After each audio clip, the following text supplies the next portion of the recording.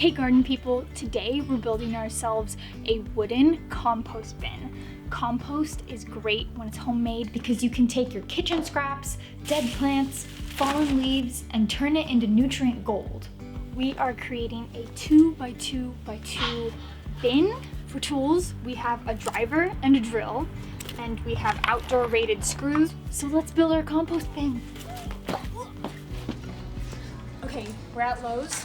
We have our wood screws, we have some hinges, and a cute little handle, and we're getting cedar wood for our compost box. We're using cedar because it's weather resistant, but you can use any wood or pallets you have access to. Next, the fun part.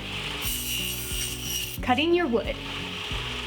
This is my first time using a table saw. If it's yours too, make sure you get directions from someone who knows how to use a saw, and always use safety first.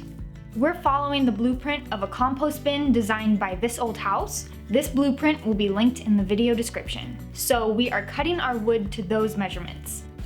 Now we go build it. Now, of course, you can go out and buy a wooden compost bin or even a plastic tumbler.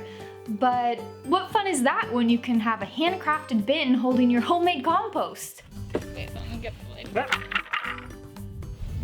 Towards the ladybug. Goodbye, you don't want to get squished. Nick! Told you you're half. It all falls apart. I think I know why. It's fine. Here. Things may not always go right, but that's part of the process of making something homemade. Building does go a lot faster with a buddy, so try to wrangle a friend or loved one to help you with the bin construction. Nice! It's actually more sturdy than I thought. Once the bin is complete, you can place it in a spot for easy access in your garden.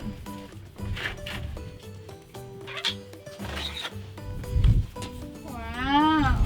Go in!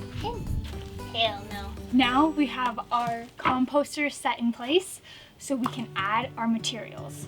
Compost works best and is less stinky when you do a 2-to-1 ratio of carbon to nitrogen. So carbon is anything that's brown and crispy, even cardboard or white paper. And nitrogen is more like greens. So anything that's wet and was recently alive, you can consider a nitrogen. We're going to add these in layers. A layer of carbon, a layer of nitrogen, layer of carbon, layer of nitrogen, and then we want to get it wet enough that it's like a wrung out sponge and turn it every 3 to 4 days. Compost is great if you have a lot of different kind of materials. So if you can collect things from your neighbors instead of just putting all grass clippings or all wisteria flowers. And it's good if you set your compost bin near a water source like a hose so you can easily access it. Okay, that's pretty much it for composting. We are basically going to just trust the process.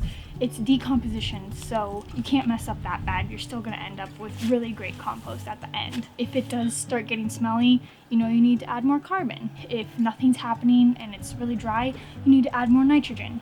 In 6 months, we will have really great compost that we can add to our garden. You like that? Yeah. Thanks for watching. And Rita says, please subscribe.